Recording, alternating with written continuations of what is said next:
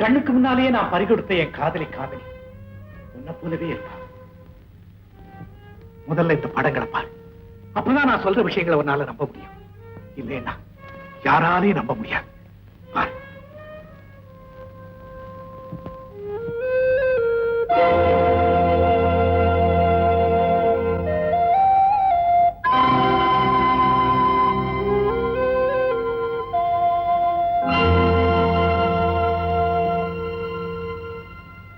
Rousey, காமினியை பாத்தியா?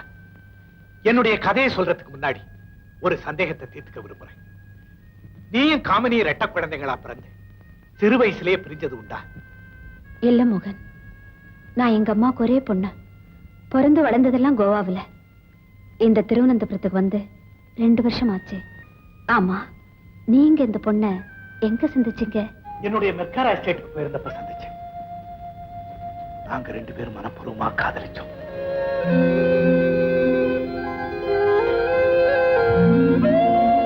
தகப்பன் கையால கொல்லப்பட்டு என் மடியிலே இறந்துட்டான். அந்த பிரிவின் சோகத்தை தாங்க முடியாம ஊர் ஊரா சுத்திட்டு இந்த ஊருக்கு வந்து எதிர்பாராத விதமா உன்னை சந்திச்சேன். என்னதான் நீ காமினி மாதிரி இருந்தாலும் உன்னை அடிக்கடி சந்திச்சதும் பின்தொடர்ந்ததும் தப்புதான். என்ன மன்னிச்சு ரோசி, இனிமே இந்த மாதிரி அநாகரிகமா நடந்துக்க மாட்டேன். நீ என்ன தவறா நினைக்க கூடாதுங்கிறதுக்காகத்தான் இந்த படங்களை காமிச்சு விவரத்தை சொல்றேன். பரவாயில்ல மோகன், உங்க நிலைமையில யாரா இருந்தாலும் இந்த ஆச்சரியமான அபூர்வமான சந்திப்பை எப்படி சாதாரணமா எடுத்துக்க முடியும்? கேட்ட எனக்கே மனசு என்னமோ பண்ணுது. அனுபவிச்ச உங்களுக்கு எப்படி இருக்கும்?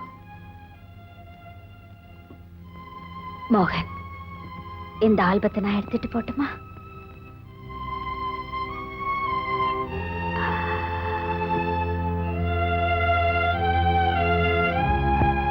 நான் வரேன்.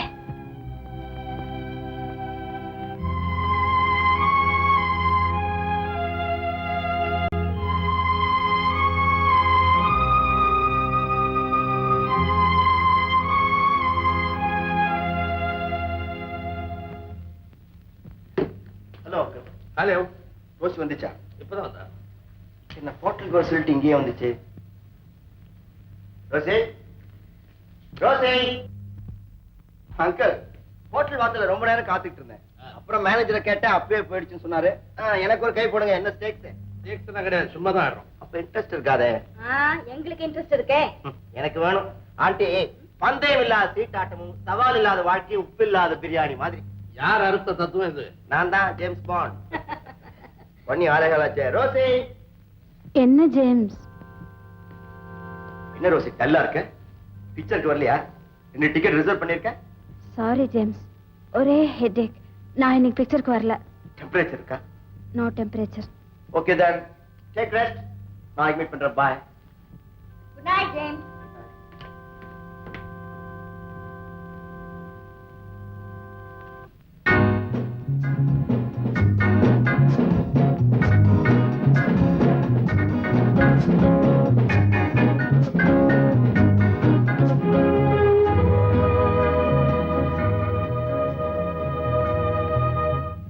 என்னது ஆச்சரியமா இருக்கு?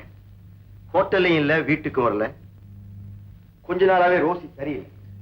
எங்க போயிருக்கோம்? என்னப்பா, உன் ஃப்ரெண்ட் நீயே தெரிஞ்சுக்கலையா? உங்க பொண்ணை பத்தி நீங்களே சரியா தெரிஞ்சுக்கலையே? நோ நோ நோ, என் மகளை பத்தி எனக்கு நல்லா தெரியும். அதனாலதான் அவளை நீ எங்க போனே, எங்க வந்த, ஏன் லேட்டுன்னு எந்த கேள்வியுமே நான் கேட்கறது இல்ல. நீங்க கேட்க வேண்டாம், நான் கேட்கிறேன். என்ன எதுக்கு அனாவசியமா ஹோட்டல் வாசல்ல காக்க வைக்கணும்? முன்கூட்டியே ஏதாவது என்கேஜ்மெண்ட் இருந்தா சொல்லிருக்கலாம்ல.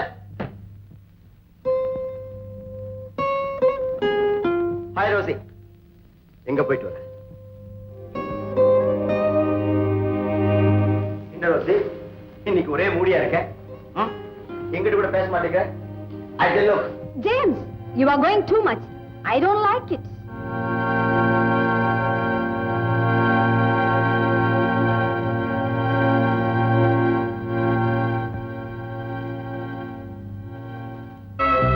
அந்த மோகன் இவர்தான்.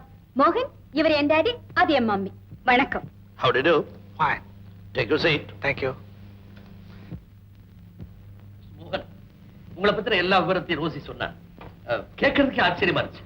அந்த போட்டோஸ பாக்கலனா நாங்க இது நம்பி இருக்கவே மாட்டோம். அது எப்படி பெத்த மகளையே கொல்றதுக்கு அந்த மனுஷனுக்கு மனசு வந்துச்சு? எல்லாம் படிப்பில்லாத அறியாமைனாலதான். மிஸ்டர் மோகன், அந்த பொண்ணு மம்மி மேலும் மேலும் அத பத்தியே பேசி அவருடைய சோகத்தை அதிகப்படுத்தாதீங்க. சாரிமா. என்ன மோகன், நீங்க ஒண்ணும் பேசலையே? எனக்கு சேர்த்துதான் நீயே பேசிட்டியே. Well set, well set. Hi Rousey.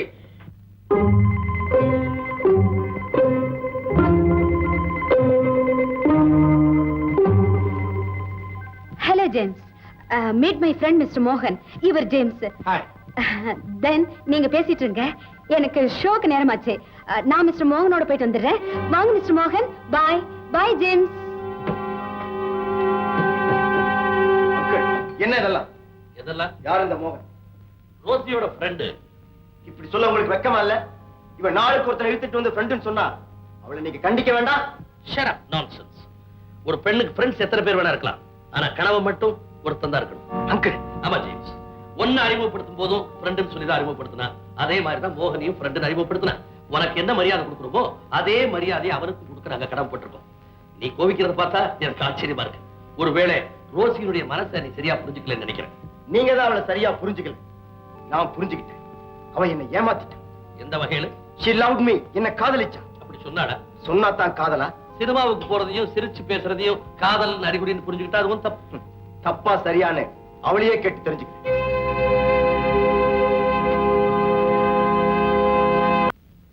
Hi. Hi. Rosie, come on, get in. No James, I got some important work. I know. அதோட ஒரு முக்கியமான விஷயம் உங்ககிட்ட நான் தனியா பேசணும். Please get in. I said get in.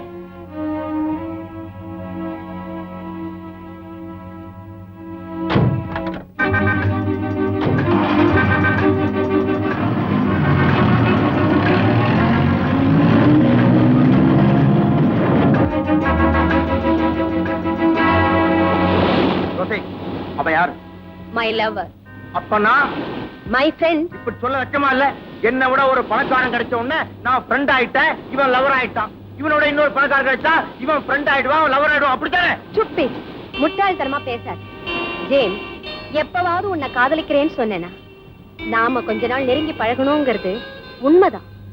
ஆனா அந்த நெருக்கமான பழக்கம் நட்புங்கிற எல்லையை மீறி காதலுங்கிற எல்லையை ஒரு நாள் கூட தொட்டதில்லை. ஜேம்ஸ், நான் உன்னை மனப்பூர்வமா காதலிச்சிருந்தா திடீர்னு அந்த மோகனுக்கு என் இதயத்துல எப்படி இடம் கொடுக்க முடியும்? சத்தியமா சொல்றேன். நாம எத்தனையோ தடவை பீச்சுக்கு போயிருக்கோம், சினிமாவுக்கு போயிருக்கோம், ஷாப்பிங் போயிருக்கோம், உன் கார்ல பல இடங்கள்ல சுத்தி இருக்கோம். ஆனா அந்த நேரத்துல உன் மேல காதல் உணர்வுகள் உண்டாகவே இல்லை. ஒரு ஜாலியான தோழி கிட்ட பழகுற மாதிரி தான் பழகினேன். No Rosie, no. நீ சமயத்துக்கு தகுந்த மாதிரி விளக்கத்தை மாத்தி சொல்லு.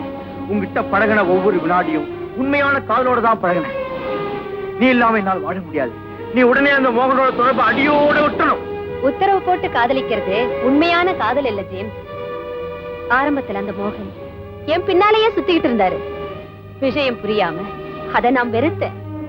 விஷயம் தெரிஞ்சதும் அந்த அதிசயத்தை புரிஞ்சதும் நான் மெய்மறந்து போயிட்டேன்.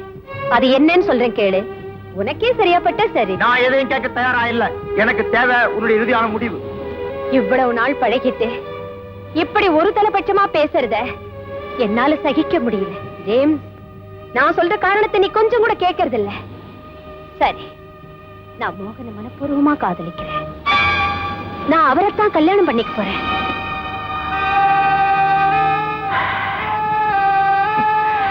It's all right. Let's go.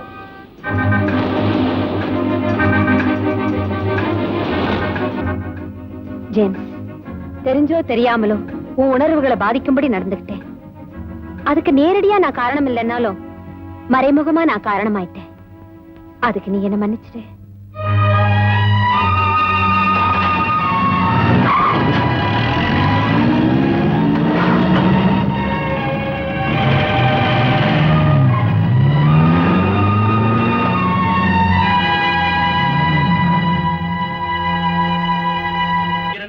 கல்யாணம் செய்துக்கிறதா எடுத்துக்க முடிவு பத்தி ரோசி என்கிட்ட சொன்னா. அவ வாழ்க்கையை அவளே அமைச்சுக்கணுன்றதுக்காகத்தான் அவளுக்கு நாங்க பூர்ண சுதந்திரம் கொடுத்தோம். எங்க விருப்பம் எல்லாம் அவ எங்க இருந்தாலும் நல்லா இருக்கணும்ன்றதான். ரோசிக்கு நல்ல கணவனாகும், உங்களுக்கு தகுந்த மாப்பிள்ளையாகும் நான் நிச்சயம் நடந்துக்கிறேன். ஒருவேளை ரோசியை நான் சந்திக்காம இருந்திருந்தா என் வாழ்க்கை எப்படி எப்படி எல்லாம் இருக்குமோ. உங்க அம்மா இதுக்கு சம்மதிப்பாங்களா? அத பத்தி நீங்க ஏன் கவலைப்படுறீங்க? இவர் கல்யாணம் பண்ணிட்டு சந்தோஷமா இருக்கணும்ன்றதுதான் அந்த அம்மாவுடைய ஆசை. நிச்சயமா சம்மதிப்பாங்க. Very good. ரோசி இனிமே உங்க வீட்டுல வாழ போற பொண்ணு. என்னங்க? S S. மிஸ்டர் மோகன், கல்யாணத்தை எங்க முறைப்படி சர்ச்சில் தான் நடத்தணும். அந்த விருப்பத்தை பூர்த்தி செய்ய வேண்டியது உங்க கடமை.